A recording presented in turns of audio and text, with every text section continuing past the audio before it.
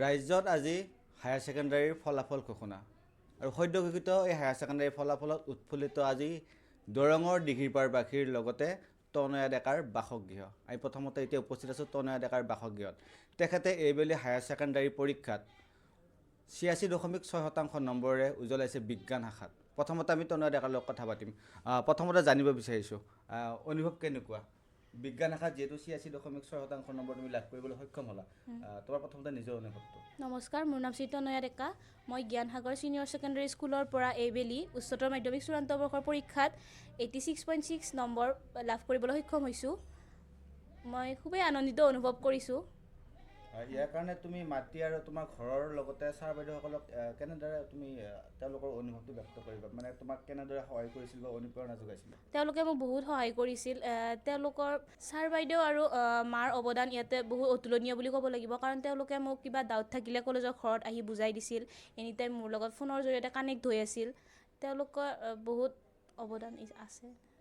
এতিয়া আমি জানিম তনয়া ডেকাই হায়াৰ ছেকেণ্ডাৰী পৰীক্ষাত যিটো শিক্ষাৰ্থীয়ে পাছ কৰিছে, তনয়া ডেকাই ভৱিষ্যত কি পৰিকল্পনা হাতত ৰাখিছে আমি জানিব বিচাৰিম তোমাৰ মুখৰ পৰা। পৰৱৰ্তী পৰ্যায়ত মই নীট এণ্ট্ৰেঞ্চ ক্লিয়াৰ কৰি MBBS কৰিম বুলি ভাবিছোঁ। তাৰ সেইটো মই ডাঙৰ সপোন বুলিয়ে ক'ব লাগিব। হয়, তুমি যিহেতু নীট এণ্ট্ৰেঞ্চ দিম বুলি ভাবিছা বা তোমাৰ পৰৱৰ্তী সপোন, কিন্তু হায়াৰ ছেকেণ্ডাৰী পৰীক্ষাৰ বিজ্ঞান শাখাতকৈ কিন্তু সেই পৰীক্ষাটো এটা ডাঙৰ প্ৰত্যাহ্বান। তুমি এই প্ৰত্যাহ্বানটো কেনেদৰে তুমি আগুৱাই যাবা বা কেনেদৰে যুদ্ধ কৰি আগুৱাই যাবা এই প্ৰত্যাহ্বানটোলৈ?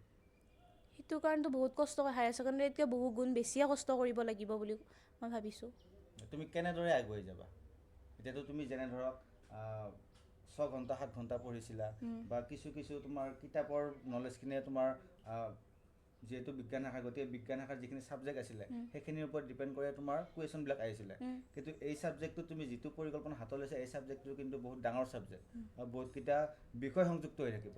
এই ক্ষেত্ৰত গোটেইখিনি জেনেৰেল নলেজৰ পৰা ভিতৰ কৰি গোটেইখিনি তোমাৰ সম্যক জ্ঞান গোটেইখিনিয়ে লাগিব।